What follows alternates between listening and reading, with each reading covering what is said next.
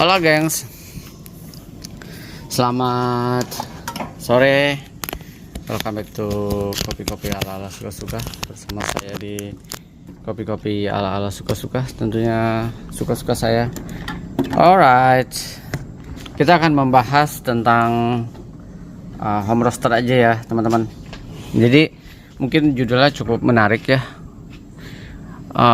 Home roaster tuh mesti sangat picky banget kalau buat saya sebagai home roaster, karena mungkin sekarang saya udah kecenderungannya hampir 90% udah jadi home roaster aja ya, karena saya udah punya mesin yang bisa main-main seru. Sementara si Cafemashi chambernya tuh belum ada gantinya juga. Kemarin beli salah chamber, jadi dibalikin lagi ke Cina. Jadi hampir 90% lah, kecuali misalkan lagi aduh pengen banget nih ke Insting misalkan ya, Insting Roastery atau Makmur Jaya atau beberapa roastery baru yang memang dikasih template-nya as specialty roastery katakanlah gitu ya. Tapi itu pun sekarang jarang kalau misalkan saya bisa beli green bean-nya, ya udah saya roasting. Tapi kalau misalkan kayaknya, atau misalkan saya pengen aduh belum males ngerosting dah gitu ya, ya udah saya beli roasted bean. Nah, jadi hampir 90%. Kenapa saya bilang kita mesti sangat picky banget dari sisi seller green bean, dari sisi petani, karena sekarang juga banyak petani-petani yang tiba-tiba semua menjadi tiba-tiba petani kopi lah ya gitu ya. Walaupun itu pertanda bagus buat industri kopi di Indonesia atau industri pertanian kopi di Indonesia tepatnya ya. Jadi kita nggak bergantung ke satu makro roastery. Jadi kita juga punya nano-nano atau mikro-mikro roastery yang memaintain si kopinya lebih maksimal. Tapi nggak semuanya juga petani-petani baru ini dikasih istilahnya basic knowledge bagaimana kopi yang seharusnya. Karena beberapa saya beli dari petani yang bisa dibilang ngedisplay green bean-nya sangat cantik banget dengan beberapa proses, tapi saya coba beli dan datang dengan bean yang anggap aja bisa jadi around 40% sampai 20% defeknya. Jadi kadang 1 kilogram itu dengan harga 270-an ya, green bean defeknya itu bisa atau yieldnya, roasted bean yieldnya itu around 500-an gitu ya. Jadi parah banget, beberapa parah, bahkan beberapa yang saya nggak roasting gitu, karena pertama bukan karena nggak bisa di roasting, kedua karena udah males aja. Masih bisa di roasting tapi udah di ranahnya udah bad mood gitu ya. Jadi sekarang teman-teman, kalau saya beberapa memang ada petani-petani yang menawarkan, dalam artian bukan saya sebagai endorser gitu atau influencer, saya itu, tapi menawarkan misalkan cobain dong green bean dari petani X gitu ya. Saya bukan yang nggak mau coba, tapi pertama ngerosting tuh butuh mood. Walaupun si santoker ini tinggal pencet ya teman-teman, tapi tetap aja kita butuh mengawasi. Mau aiming misalnya saya mau aiming crack di 8 atau 9 atau 4, saya mesti setting dulu di opening suhu berapa dan lain-lainnya, sama listrik, sama waktu yang pasti. Jadi kalau misalkan hasil roastingannya atau beannya yang datang itu acak-adut, kayak kok buang-buang waktu banget ya gitu. Tapi beberapa memang saya paksain untuk ngerosting. Salah satu contohnya, jadi makanya saya bilang kenapa kita tuh mesti picky banget, karena cost yang kita beli, kita keluarkan cukup banyak gitu ya. Enaknya home roaster tuh memang simply kita percaya ke roastery aja, kayak Smoking Barrel, Insting, Makmur Jaya, Heart atau lain-lainnya lah ya. Roastery top 10 di lokalnya masing-masing, Jakarta atau Bandung atau di Jogja dan lain-lainnya, Hayati misalkan gitu ya.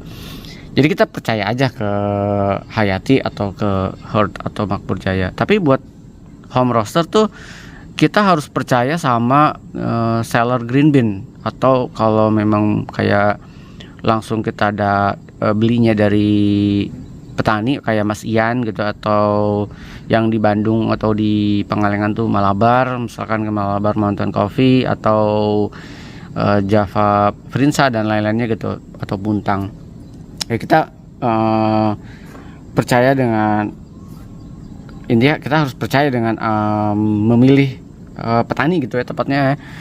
Tapi ada beberapa yang kayaknya cukup menarik gitu ya, tapi petaninya kayak ini siapa dan bagaimana, dan belum ada topik yang beredar tentang si petani ini. Tapi kadang penasaran kok menarik gitu ya, apa dari sisi misalkan prosesnya, dari ketinggiannya, bahkan wilayahnya juga baru misalkan gitu ya, kayak menarik ya. Tapi ini antara mengorbankan waktu, uang, dan tenaga tepatnya. Tapi beberapa ya udahlah saya coba. Nah ini nih the latest saya menarik karena udah lama nggak tipika, kita nggak roasting lokal tipika gitu ya. Karena saya kan roastingnya terakhir tuh soto anaerobik Arufa natural ya dari Papua Nugini. Lalu saya roasting Gesa Johnson Was, dan kayaknya saya butuh lokal gitu karena si Wanadewa juga udah habis. Jadi saya iseng membeli tipika Jawa Barat, Bandung tepatnya ya. Di kepala saya kan wah gila nih, binnya menarik sih, dari sisi binnya oke, dari sisi binnya cantik. Tapi saya mencoba mengulik beberapa variabel, hasilnya tuh gini. Ini memang udah tinggal dikit, saya beli 1 kilo, saya roasting semuanya sampai akhirnya saya bikin dark roast aja deh gitu ya. Lihat ya, sebenarnya dari sisi aroma ini sangat menjanjikan kalau buat saya. Dari sisi rasa harusnya sangat menjanjikan banget. Ini week ke berapa ya? Minggu lalu saya roasting. Jadi beberapa yang saya roasting ini hasilnya lumayan tricky. Antara saya goblok nge-roastingnya atau memang basic green bean-nya nih kayak kurang maksimal dari sisi penjemurannya. Atau dalam istilah lain kayak moisturnya tuh terlalu tinggi atau penjemurannya kurang maksimal. Makanya beberapa orang, bahkan saya pun kalau ketika nanya ke petani, pertanyaannya adalah kalau nawarin cropnya bulan apa gitu ya. Misalkan petani bilang cropnya kita awal tahun, misal awal tahun tuh kayak di tengah tahun atau di bulan, bisa crop tuh di Junian lah ya teman-teman, correct me if I'm wrong juga ya, di bulan Juni. Jadi dia tuh punya, Juni itu kan lagi panas-panasnya, Juni, Juli, Agustus. Dia jemur sekitar, tergantung sih jemurnya, tergantung matahari ada di mana. Dia jemur sekitar berapa hari lah, tergantung cuaca biasanya. Juga ada, sekarang konsepnya ada anaerobik, ada slow dry penjemurannya dan lain-lainnya. Jadi tergantung. Tapi biasanya kalau panen di Juni itu dapat pencahayaan pengeringan matahari lebih maksimal. Dan biasanya habis itu kan ada panen lagi tuh, sisaan panen yang bulan Juni. Biasanya anggap aja bulan September itu udah hujan ke berberan tuh, Desember dan lain-lainnya. Nah biasanya di crop itu tuh nggak maksimal dari sisi penjemurannya, kecuali petaninya punya teknologi kayak di Kolombia ya, penjemurannya memang udah nggak di outdoor tapi di indoor, dibantu dengan teknologi, kecuali kayak gitu. Nah itu masih make sense lah, kayak siapa ya, kayak Wilton atau lain-lainnya lah ya. Beberapa memang di Kolombia udah menerapkan dijemurnya menggunakan teknologi buatan ya, saya lupa istilahnya apa, mungkin teman ala-ala lebih canggih dalam hal istilah. Nah ini kalau buat saya nih jadinya kayak penyeburannya nggak maksimal sih. Dari sisi moisturnya tuh kayak berantakan ya, jadi bean nggak cantik merata compare tuh misalkan punya Mas Ian.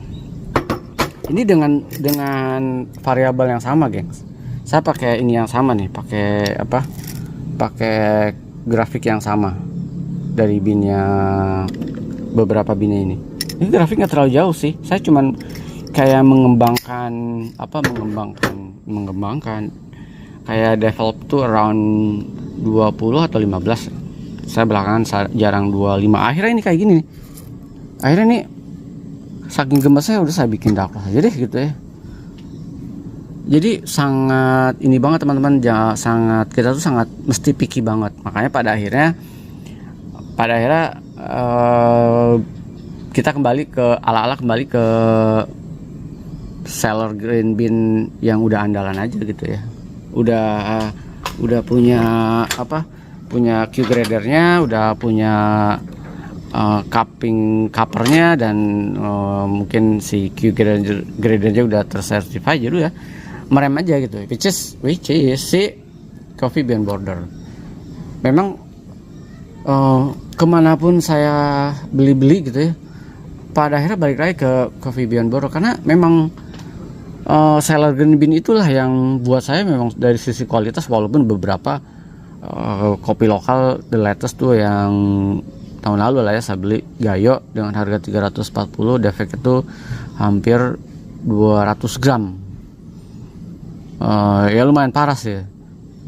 Mungkin lupa kali dia sortir, atau memang dari farmernya langsung di packing jadi nggak disortir. Nah, tapi itu juga kebantu karena dari sisi rasanya goks gitu.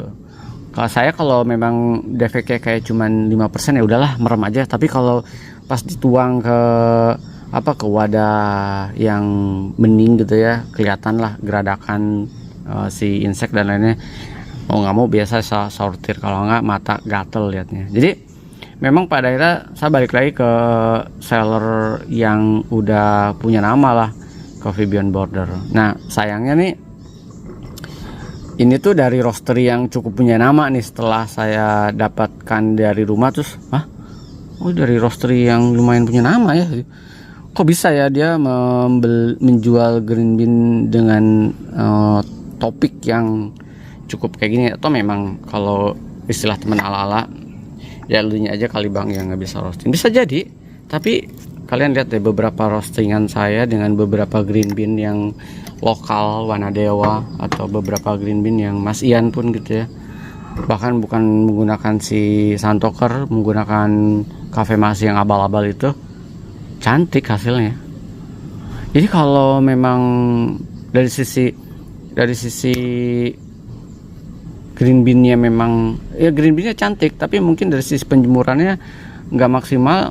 Akhirnya kayak gini nih, akhirnya kurang maksimal dari sisi output.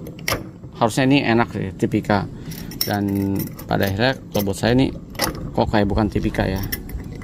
Tapi ya sekali lagi teman-teman, selama belum ada certified dari sebuah penelitian bahwa sebuah petani itu adalah single varietas, kita sih percaya nggak percaya aja ya. Kecuali kayak Mas Ian clear, dia orange bourbon, memang pas dipetik warnanya orange saja gitu ya. Atau yellow Caturra ya pas dipetik yellow. Tapi kalau in between antara bourbon kah, atau saya nggak tahu USDA juga, apakah itu udah 100% USDA gitu ya. Tapi rata-rata memang pada akhirnya self claim aja, masing-masing mengklaim ini Tipika, ini apa, padahal mungkin pada sesungguhnya nggak pure Tipika juga gitu ya teman-teman. Tapi ini pengalaman aja, saya sharing dengan sesama home roaster. Jadi kita saya memang nggak mau menyebutkan nama seller green bean ya, karena sekali lagi katanya itu nggak boleh ya, itu merusak bisnis orang ya. Belakangan saya sadar memang kita nggak boleh merusak bisnis orang, walaupun kita mesti komplain gitu. Tapi kadang kalau komplain dibilang lu so tau lu gitu, urusan kopi gue lebih tahu, ya udahlah ya. Jadi ini sebenarnya menarik dari sisi rasa, tapi sayangnya karena green beannya lumayan, kalau buat saya, kalau punya pengukur buat moisture, harusnya ini berantakan sih. Maksudnya ya lihat aja hasilnya compare to si Mas Ian nih. Oke, sharing nggak teman-teman? Jadi kita tuh mesti hati-hati banget memilih seller green bean atau petani. Kalau enggak ya kayak saya buang-buang waktu, buang-buang tenaga. 1 kilo ini memang bisa padahal tetap bisa diminum buat espresso, buat latte base, tapi bukan sesuatu yang amazing seperti Tipika yang kita kenal ya di Jawa Barat. Oke teman-teman, ciao, sampai ketemu di kopi-kopi ala-ala berikutnya. Sehat terus, sukses terus, semangat terus, ciao.